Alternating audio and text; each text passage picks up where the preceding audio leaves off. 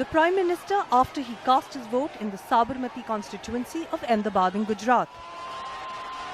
Earlier, Mr. Modi stood in line meeting and talking with other voters, and after casting his vote, he took the blessings of his mother and brother. After casting his vote, the Prime Minister Narendra Modi has come out of the booth, as you can see, in fact, flashing his finger towards the people, large number of people who have lined up here to get a glimpse of him, to see him.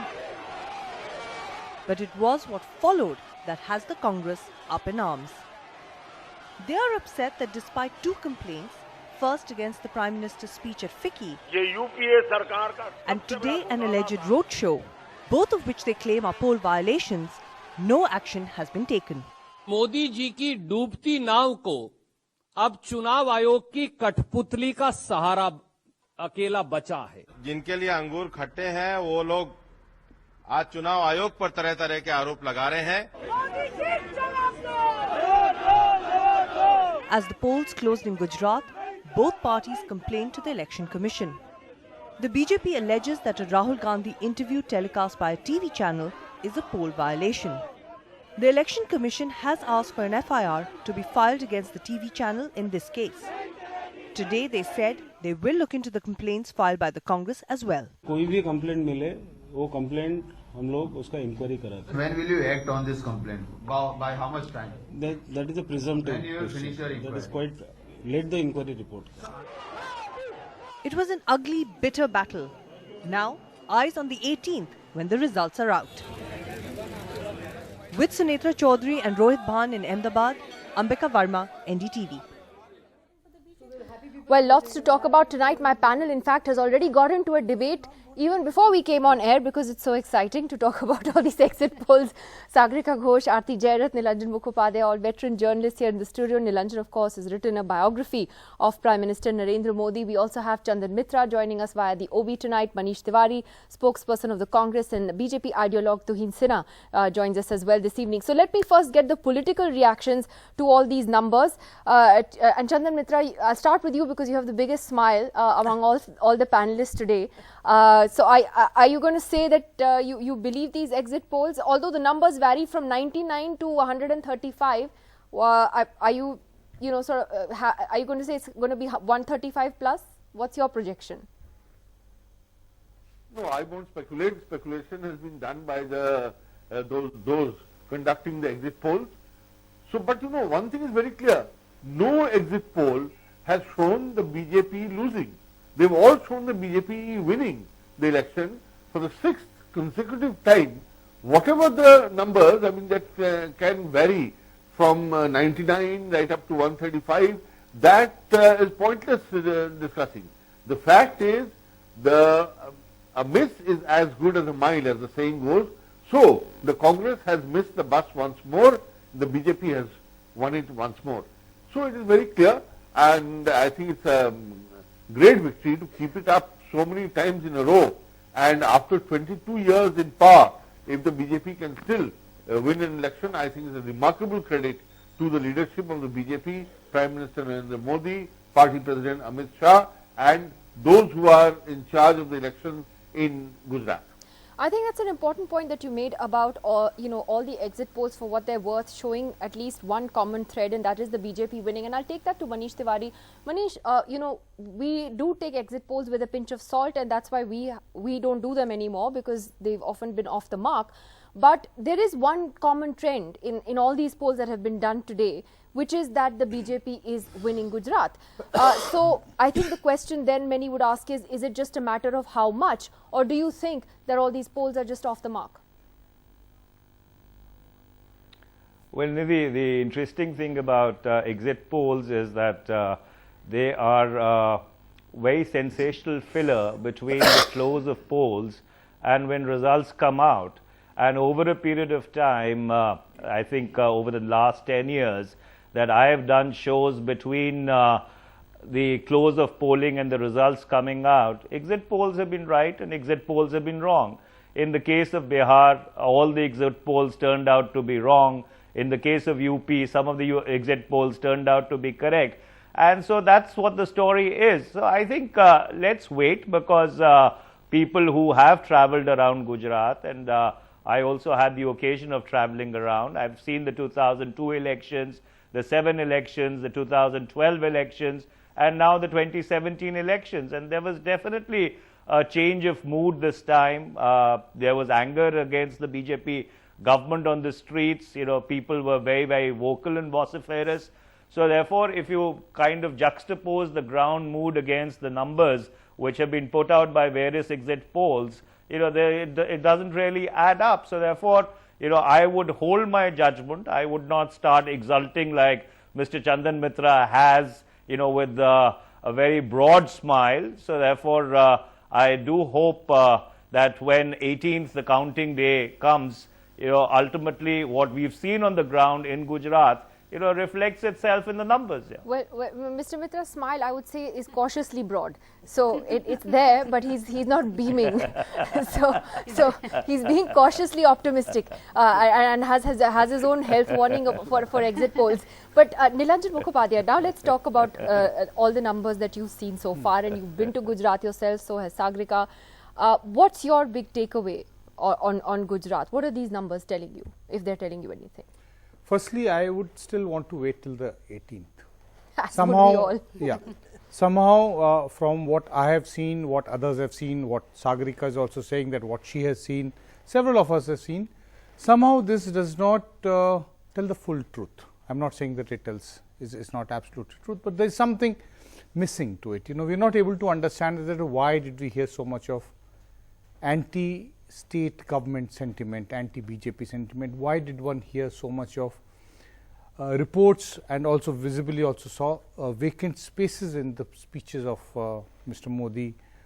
Why were people so personally critical of the Prime Minister, questioning his credibility? So these are large questions which you have to understand. We also need to really understand the turnout. You know, how has the turnout come down? You know, yeah, let's talk about that. What do you make of that? I really can't understand. We have to actually go down and break down the turnout. That where is it? Has it come down? Is it lower in urban areas? Is it lower in rural areas? Within the rural constituencies, how does it? Where is the people coming out to vote less in the rural pockets or in the urban pockets? So there are a large number of issues which we don't really understand. But having said that, you know, that we do accept exit polls with a pinch of salt. If this is true, then I would say that this is a personal victory once again for Mr. Modi. He is the man of the match. There is none other.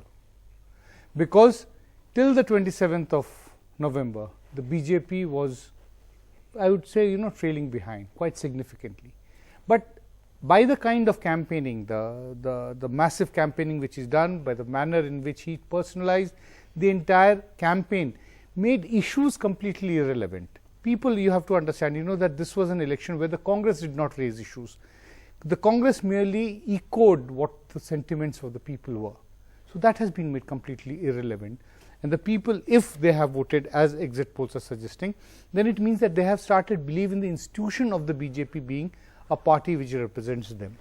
And that's interesting. You're saying then, therefore, that the Prime Minister's personal campaign at the end would have made that fundamental difference to the candidate if these exit polls are correct. Sagrika, though what Nilanjan says about both of you travelling to Gujarat and hearing a lot of anti-government sentiment, especially in rural areas, and Nilanjan doesn't know whether a lot of that is getting reflected in these polls, but let's say the polls are right. What does that tell you? Does that tell you that the Congress ran a good campaign, but it just wasn't enough to convert that into seats? And why is that? You know, Nidhi, the other impression I got, apart from the anger against the government, is that there were several elections happening in Gujarat at this time. You know, in the rural areas, you had anger. In Surat, we saw the diamond merchants and their problems.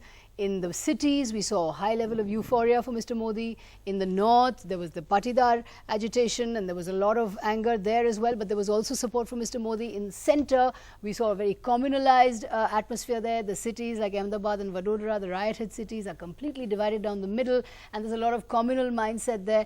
So it's a very varied electoral landscape in Gujarat. And this time, what I, like Nilanjan, I also found that there was that anger, and I believe that the Congress has has actually fought a very good campaign, and I believe Mr. Rahul Gandhi goes away from this election campaign with a good blueprint of how he needs to be as an opposition leader. He raised issues, he was mingling, he was there, he was doing the right thing. But I think at the end of the day, if these numbers are true, if these numbers turn out to be correct, at the end of the day, the sentiment that I picked up on, and as we spoke about in our last program, was that people would say, हम गुस्से में हैं, हम नाराज हैं, पर हम गद्दार नहीं हैं. We're not going to let down our Neta. We're not going to let down our Mr. Modi.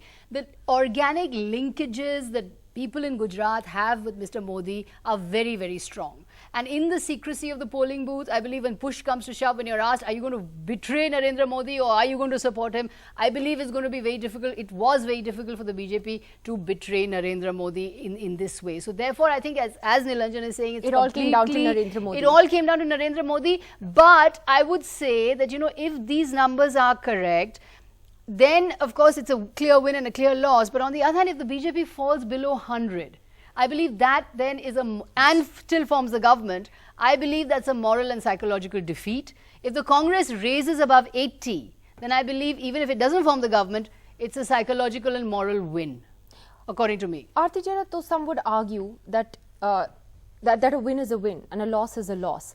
How would you read these exit poll numbers today? And look, it was always, look, if we talked to each other 3 months ago, if anyone said the Congress had even half a chance in Gujarat, everyone would start laughing, say no way, right? Absolutely. The very fact that we're even talking about an alternative at this point is something else.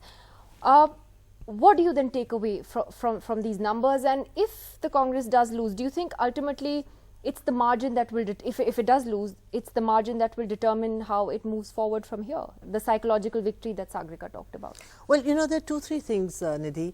One is that most of the ground reports that we got from Gujarat actually happened before Narendra Modi landed for his final blitzkrieg campaign. After the 27th, we really have not, both Nilanjan and Sagrika went before that. So to what extent, and it was very clear that the BJP had lost ground. There's no question. I think Rahul Gandhi ran a good campaign because he was echoing issues that mattered to people. He was reflecting, issues on the ground. The question is, to what extent has Narendra Modi been able to retrieve the ground that the BJP had lost? And that, I'm afraid, we've not been able to map through ground reports because very few journalists actually went after that. Now, these exit polls are the first indication we have that perhaps Narendra Modi did retrieve lost ground for the BJP and retrieved it substantially because, at one point people were talking about a Congress victory and a BJP defeat. This is a BJP victory and a Congress defeat. And at the end of the day, on the 18th, if these exit poll results are correct, then you're going to have a scorecard of 2-0 in favor of the BJP. And that's what will matter. And that's what really matters. Unless the BJP really falls to 95 or 92, in which case you can say that, yes, it's a psychological... I think that's a psychological defeat. That's a defeat for the BJP. But if these numbers are correct, yes, there is a loss from 2012, but it is still a victory and it's a It sweep. might not even be a loss. Some polls are No, actually talking about a gain. That's right. Chanakya's talking about 135. You have, the CSDS poll talking about 117. Yeah, that's right. So and personally, I feel that because it has been such an emotion-driven election, both from the point of view of the anger amongst people and the kind of emotions that the Prime Minister raised during his campaign, I think the figures are going to be quite different from the figures we're seeing today. If the BJP is winning, the BJP will win decisively. Okay, interesting that you say that. Tuhin Sinha, just to get into this issue of the margin of victory and what is a psychological victory and what is not, would you concede that, you all began with a campaign where Amit Shah declared that 150 plus was the target and declared it, and we heard less and less of that as the campaign went on. Is it going to be psychologically a setback if you actually get below 110, 105, even if you still form the government? Well, Nidhi, these exit polls are way off the mark. They've actually confirmed my belief that the BJP is going to win more than 130 seats. 150 was always the target, but yes, we are definitely going to win more than 130 seats. And there are two reasons why I say this. In the last couple of elections or the last few elections, whether it was UP or Punjab, you must have seen that while the exit polls managed to get the trends right, they were still conservative insofar as the figures were concerned. They were still playing it safe. You know, and today we've seen that people have reached a stage where by the time the elections are done, they are pretty clear. I mean, all the initial wavering or the initial confusion gets sorted by the day they go for and press the button. So I have a feeling that BJP is going to win more than 130 seats, and it's also because after the initial momentum which Rahul Gandhi may have managed in the initial stages, quite frankly, towards the end, people realized that apart from rabble-rousing, he didn't really have the solutions. So whether it was GST, whether it was, employment, he didn't have the solutions. Criticizing and ridiculing is very easy, but when you have been in power for 22 years, please understand, you need to see the entire 22 years in perspective and not the last 1 or 2 years. Well, I'm going to come to who did the rabble-rousing in just a moment, but I want to take this question of the margin to Manish Tiwari. Manish, do you think that the Congress, even if it does lose Gujarat, and I'm going to come to Himachal in a bit, but do you think that the Congress can walk away at least feeling a little more rejuvenated and that it at least fought a good campaign? Because I don't think anyone will disagree on that point. Well, Nidhi, let me rewind back a little. You see, if you look at all elections in Gujarat from 1995 to 2012 onwards, there is one common thread which runs through those elections. There are 120 rural seats which the Congress and the BJP have been sharing 50-50, and there are 62 urban seats, and the BJP has been taking a substantive number, almost a majority of those urban seats, which would put it at about 115, 120 and leave the Congress between 60 and 70 seats. Now, if the exit poll numbers are correct, and I'm saying that with a very heavy caveat because, again, as someone who's seen Gujarat very closely, who looked after Gujarat for the Congress between 2004 and 2009, the mood was very different this time. You know, there was an atmosphere for change which was very visible. It was omnipresent. In fact, the entire environment was pregnant with it. And if still the numbers come out to be what the exit polls are showing it to be, then yes, it's a cause of concern for us. It's a cause for introspection. But again, there is something within me which says that this does not reflect the ground situation. And I just do hope that come 18th, I turn out to be correct. But what about the campaign? Chandan Mitra, let me get your comments on that. And honestly, again, I ask you to put on your editor's hat. Would you say that this was definitely a different Congress that the BJP encountered on the campaign trail, a different Rahul Gandhi? Was it actually more of a challenge this time? Would you be honest enough to say that the BJP didn't expect that maybe a couple of months ago, that they thought this would be a cakewalk, but it's been a pretty tough battle? The BJP never considers any election a cakewalk.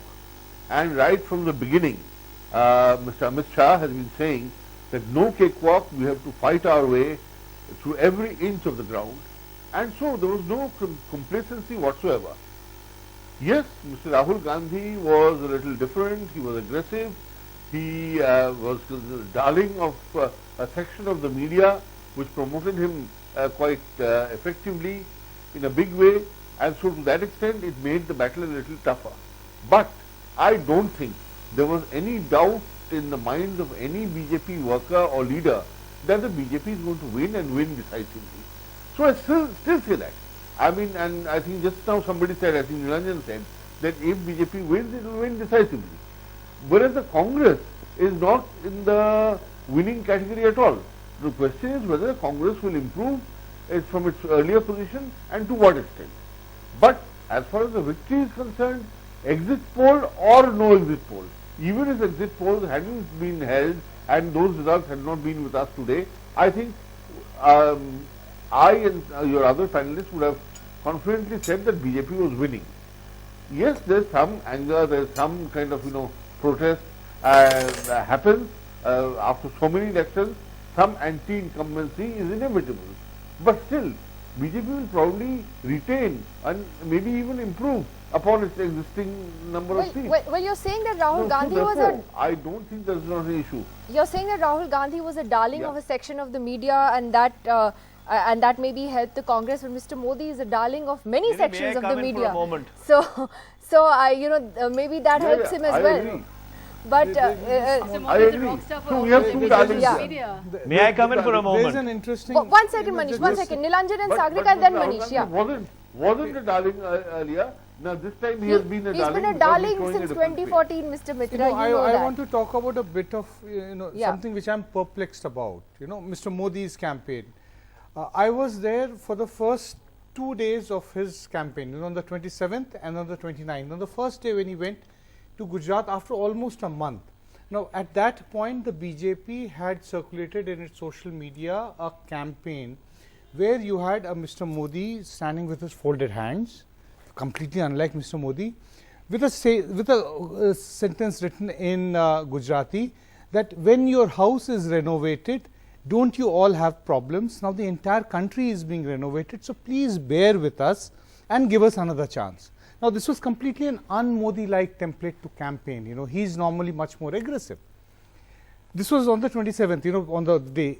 The reports which came, and I am not the only one who got that, Mr. Modi in his first 4 speeches that day, starting from Kutch, did not resonate with the people, did not strike the chord. The next visit, after his visit from the Hyderabad, was at Surat also, where he had to shift his speech because of Patidar protest, which means that till the 29th, at least things were not working out. The Modi campaign, the last bit, was not meeting the kind of success which it has if this exit polls turn out to be correct. So then something has obviously happened post 29. What has happened is something that we have to study.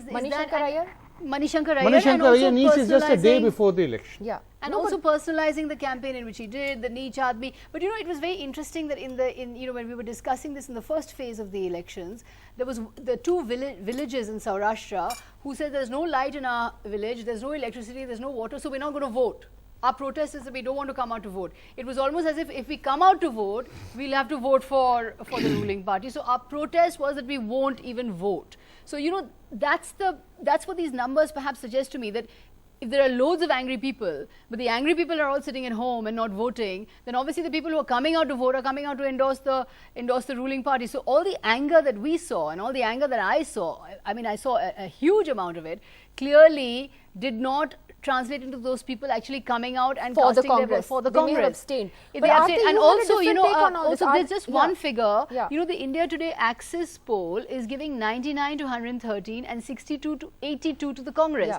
So now that's an interesting thing, because if it's 99 BJP and 82 Congress, it's much closer than then we it's think. much closer than we think, and then it is in fact, as I said, a psychological defeat for the BJP and a psychological win for the Congress. But like I said, the polls have gone from one extreme to the other extreme. Absolutely. So but Aarti's had a very different take from you, Sagrika, on the turnout, and so has Nilanjan, because Sagrika believes that the angry people may have stayed home, which is why the turnout has come down to 68%.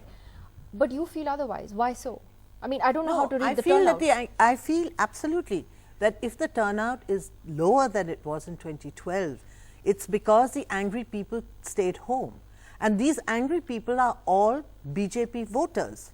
That means those are votes that the BJP lost. This is what I feel. But they didn't come out and vote for the Congress. That's all right. The Congress has a certain vote base in BJP. But it has to no, go beyond no, that vote no. base, no? If the BJP's vote share comes down, that's a gain for the Congress, isn't it? So you're saying logically, that's a gain for the Congress. That goes against the ruling party. That's what I feel. But the polls suggest something else, so maybe I'm wrong.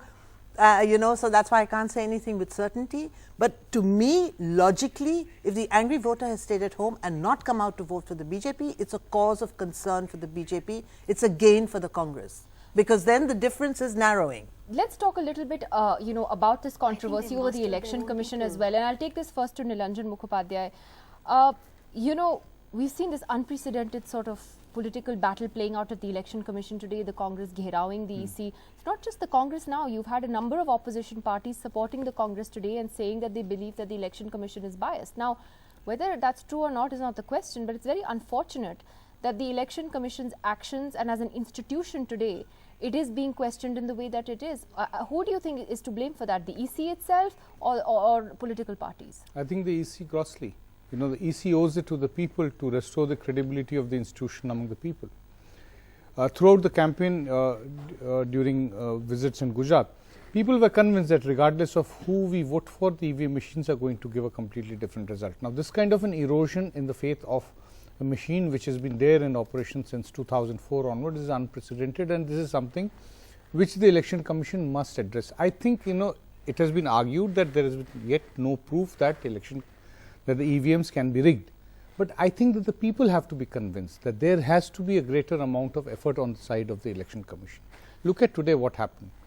The Prime Minister was standing in the queue waiting to cast his vote. He decided to wave his hand. This is not permitted. This is not in any way you are trying to basically interact with people, which is not supposed to. You are supposed to very quietly go inside the polling booth, cast your vote and come out. After he comes out, he goes for a walk. He goes for a walk. In 2014, he took a selfie. That selfie had a BJP flag. An FIR was filed. The case continued for about 3-4 months. Nothing came out of it because by the time he was Prime Minister. So, the Election Commission, is it playing the role of the watchdog? I am afraid it is neither watching nor playing the role of a watchdog. Somebody to be an agency which is supposed to ensure that before any complaint is filed to it, it must suo motu take action. Mr. Chandan Mitra, let me take that to you. This criticism of the Election Commission's so-called selectiveness. You saw the pictures there, Mr. Modi going to cast his vote and then coming out and doing a little. It was pretty much a road show. I mean, it went on for about 1 kilometer or so. He was waving to the crowds. You don't think that that was a violation of the poll code? No. What's the road show? Then somebody must understand the meaning of a road show. In a road show, and I have fought in a Lok Sabha election myself, a road show means there's a huge convoy, hundreds of cars or motorbikes, and people kind of heralding the candidate, and the candidate speaking with a handheld mic and exhorting people to vote. Vote for the party, vote for the candidate. That's what a road show means. Now, for the Prime Minister of India, Prime Minister, who is an enormous one second. Prime Minister waving out to people who want to see him, and waving when inside is fine, but he's standing with the door open. So what? You have contested elections, Chandan. You are standing on a car, your door is open, your finger is, this is obviously you are encouraging, you are interacting with the people. That's right, and that's an unspoken way of saying, please vote for me. You are not vocally asking for a vote. No, unspoken, so many unspoken You're the Prime Minister of India, you're the most charismatic leader in this country. Yeah, you're holding, you're telling people you voted, your BJP flags behind you. You're the most popular leader in this country. Charismatic leader in the country, when you come out and when you get on the footboard of the car, people kind of wave out to you and you're waving back. You can't be Manish polite. You're not waving. You're not waving. You have flags waving behind you. You have BJP flags waving behind you. What the BJP is saying is that in this case it can't be a violation of the poll code because Mr. Modi is so popular, so it can't be helped. Manish. Well, Nidhi, let me address 3 questions which have come up, and I guess each of them requires a response. The first is about institutions. It's very interesting that as we speak, the World Economic Forum has put out its survey of the trust which people have in institutions. And unfortunately, a lot of distinguished media people are represented on this panel. But what the survey finds is that the second most untrusted institution in India is the media. And it saddens me as the former Information and Broadcasting Minister of this country. And I think, media owners, media professionals need to introspect that if those surveys or if those reads are correct, this is something which is very worrying for this country. Number 2, coming to the Election Commission. You see, the erosion in the credibility of the Election Commission, unfortunately, has been a continuing process. And I agree with Nilanjan absolutely. It has something to do with the manner in which they have addressed the whole EVM controversy. The question is not whether the electronic voting machines can be rigged or the electronic voting machines can be played with, but the perception among the people that the electronic voting machines or the EVMs can be rigged. It is the trust deficit in the technology which has now become an all-pervasive sentiment across the country. Now, rather than addressing it squarely and saying that, look, under Article 324 of the Constitution of India, the Election Commission has the mandate or the remit to exercise superintendence over elections, and if people are unhappy or they do not have confidence in a particular process, the Election Commission is willing to look at other alternative forms, including a debate about going back to the paper ballot. Rather than doing that, the Election Commission came out and very strongly batted as the advocate of the EVMs, and I think that was the starting point of the erosion in the credibility of the Election Commission, which it seriously needs to address. Number three, now coming to the violation of the poll code. Yeah. Well, Mr. Chandan Mitra has given a very insidious explanation of what constitutes a road show. Well, I can give you an alternative explanation that even a candidate walking down on the road or in his car being cheered by people or followed by people can constitute a road show. So therefore, under those circumstances, when you decide to give a notice to a television channel that will file a FIR against you because you showed the interview of the principal opposition leader, and you're not even willing to look at the complaints which have been filed by the opposition party against the president of the BJP and the Prime Minister with regard to alleged poll code violations, well, that's not playing even Stevens. That's not playing fair. And that's where the credibility of the EC has really come into question. Okay, I just want to add a quick point on this EVM issue. I've just started 2 days ago, reading once again, because I had forgotten all these years, GVL Narasimha Rao's book on EVMs. Now, that is a book which was written by him. Its foreword was written by Mr. Advani. Yeah. It had an introduction written by an American professor of computer and statistics in the book, where he talks about as to how EVMs can be theoretically rigged. Now, the BJP, I think, owes it to the country if it feels that the points made by GVL in that book were incorrect, then it owes an explanation to the people as to why that book was written and endorsed by leaders, somebody like Mr. Advani at that time. I have to tell you a funny story there, because when this entire controversy about EVMs first broke after the last assembly elections, we called Mr. GVL Rao on this program and asked him about that book, and he said that it's because of his book that the standards of EVMs were improved, and that's why they're much better today. New generation. Yeah, I think you were there too. I don't think you remember. But, you know, I don't buy this whole, you know, Aarti, I've personally not bought into this whole EVM rigging theory. I just find it so absurd, and I find it very hard to believe. But apart from this whole EVM theory, the fact is that as an institution, just acting on poll code violations, is that something that the EC really needs to look at more impartially? No, absolutely, because there have been several questionable things that have happened, you know. One was, of course, you know, the dehyphenating of the Himachal Pradesh, the announcement of the polls in Himachal and Gujarat. But even, you know, you look at it, the day before the first phase of polling, 9th of December, the BJP on the 8th of December released its manifesto. Yeah. You know, I mean, surely that is a clear violation of the poll code, but no action was taken. Then, you know, there's this whole threat of issuing FIRs, you know, of registering FIRs against TV channels because they ran Rahul Gandhi's interview. You know, I mean, there are many things that the EC has done which raise questions. And I think, you know, it was a point raised by somebody on the, I think, Sagareka, that, you know, perhaps what needs to be done is more clarity in what constitutes what I the poll wanted to say. code. You know, the EC Yeah. needs to come out that's with what I wanted to something more say, is that specific. what needs A, to B, happen, C, D, what needs E. to happen is that instead of reacting to knee-jerk incidents, that this is a violation and this is not a violation, what the EC needs to do is come up with a transparent, detailed manual on what constitutes a fair campaign.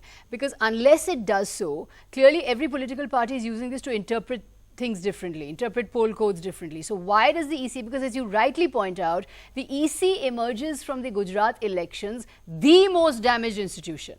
I mean, the EC is coming out the Prime Minister's office. apart from May the I Prime dare Minister's say. office. But the EC, can I just finish? The EC emerges as a highly damaged institution. It's fallen abysmally in public perception. The public trust in the EC has taken a beating. So the Election Commission now has to rectify its own image and I believe come up with a transparent manual on what constitutes a fair campaign. And maybe the EC has a mandate to do it. As So- Mr. T.N. Session showed us, the EC can Tuhin, let me behave ask you about autonomously. that everyone's what going to about the way bicker Mr. about Jyoti's whether acting? the Prime I mean, Minister Mr. violated Jyoti's the poll actions are code not or just not. not But take names, would you you know, agree, Tuhin Sinha, that the time has come to have a clearer poll code? Something that is, you know, updated also. I mean, there are some things which many people believe are outdated in it and need to go away in this time of social media and internet, whether some of the stuff in there makes sense. But do you think that the EC, it's the onus is on the Election Commission to prove its credibility? क्या कितना time हो गया? Tuhin. Is that for me? Yeah. Yeah. So, Nidhi, you know, I don't think it is right for people to just cast aspersions on the credibility of Election Commission every now and then, because if Election Commission's intentions were doubtful, why would they expedite the whole process of corroboration through paper trials? And almost all the constituencies, I think all the constituencies of Gujarat in these elections had paper trial corroborating the, electronic voting machine. So if the intentions of the Election Commission were suspect, it wouldn't be doing that. Moreover, I would like to remind the Congress that in the case of Ahmed Patel's election to the Rajya Sabha, their reservations were upheld. So please have, show some faith in, in a constitutional There was video evidence that body. day of the rebel Congress candidates showing their chits to an unauthorized person. So the EC really didn't have much of a choice. The Election Commission, the Election Commission has. So the Election Commission upheld their reservations. I mean, it's very easy to ridicule the Election Commission for everything, but I think more importantly, the Congress needs to address the lack of substance in its whole campaign. This seems to be, every now and then, this seems to be an alibi which they pre-manufacture before an election result now. Chandan Mitra wants to come in and then Manish, I'll give you a chance to Can't say answer that that. every time Mr. EC Mitra? upholds, if he upholds the Congress, then it's right, and if the EC does not uphold the Congress, then it is then you abuse it left, right, and centre and say There has to be a level it's a playing pet field. poodle, is this, is that, because it has not upheld the Congress.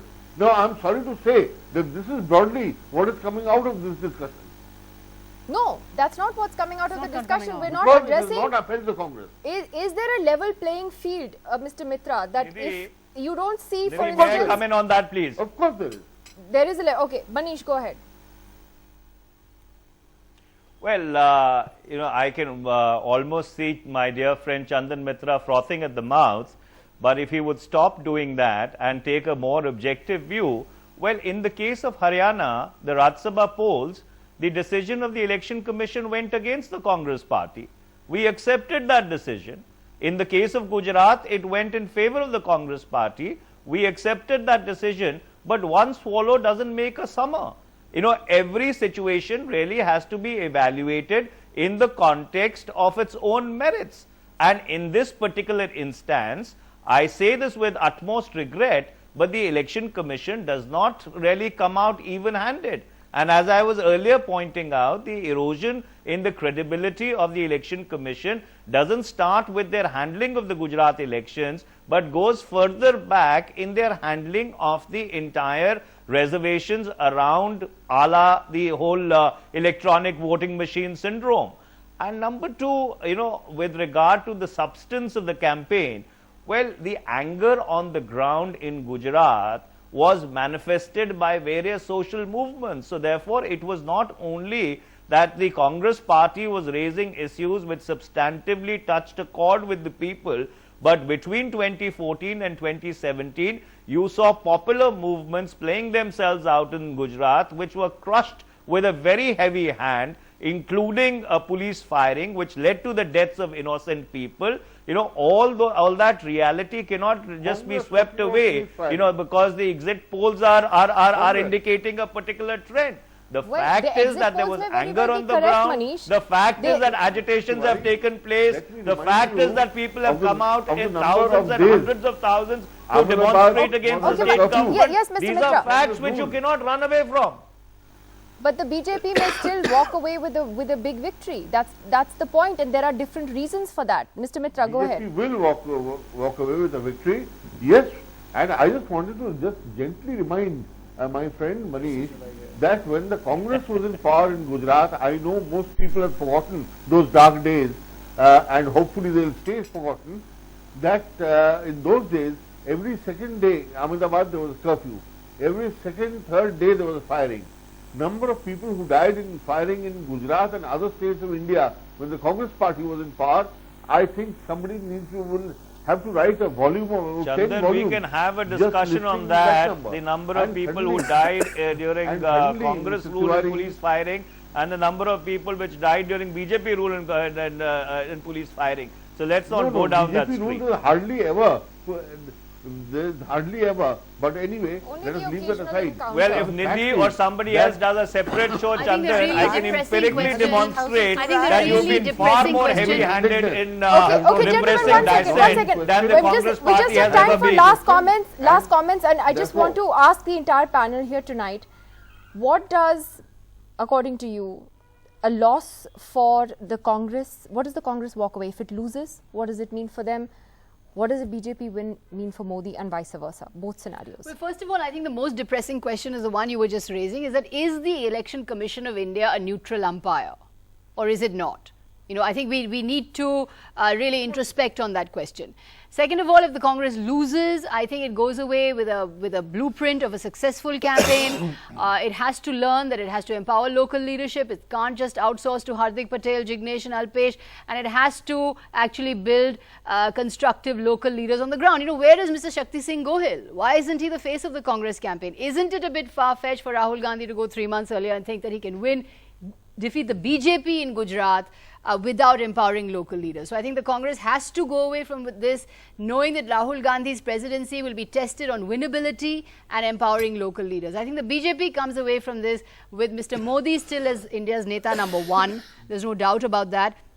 A very ferociously well-organized and aggressive election machinery. And also it goes away from this saying that Gujarat, you know, it's a remarkable achievement in Gujarat. 6 consecutive wins. As I was saying earlier, it's remarkable. It's only bested by the CPM in West Bengal, which won 7 times. So it's a remarkable achievement. And I think the organic links between the BJP and Gujarat remain, and Mr. Modi remains Gujarat's Hindu Hriday Samrat. If, Aarti Jairath, there is a political earthquake and the results are a complete shock and the Congress wins, what does that mean for the BJP, or would we be reading too much? That's a political earthquake then, Nidhi. I mean, I think you said it yourself. No, but what would be the impact for, say, 2019, or would it be too much to link it now to what will happen in 2019? Well, so, and this is a hypothetical question, right? Because we don't, you know, the exit polls say something else.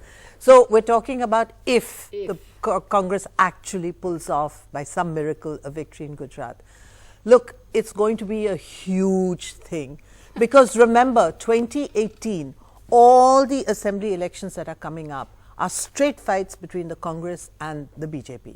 And if the Congress gets this huge boost from Gujarat, I mean, you know, it's really then a stepping stone to establishing itself, you know, as a relevant political force, something which it had lost in 2014, to re-establishing itself as a relevant political force in the run-up to 2019.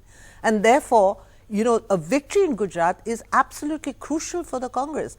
Just like a defeat in Gujarat was crucial for the, you know, would be really terrible for the BJP, because it actually gives the Congress a stepping stone towards reviving itself. So it ultimately, Nilanjan, will boil down to what the numbers are. And even if the BJP wins, if it's a landslide win, it clearly, as you said, strengthens Mr. Modi. If it's less than 110, 105, then it's, you think, a psychological defeat. Yes, we have gone through it, but if the BJP wins, I think it is also going to be a sad moment in the sense that it is going to legitimize the kind of political discourse that has been seen in the course of this campaign. Then it is going to be seen that only this is the correct kind of campaigning that will work to win elections in this country, which is not going to be good for democracy in the country, either under BJP or under Congress.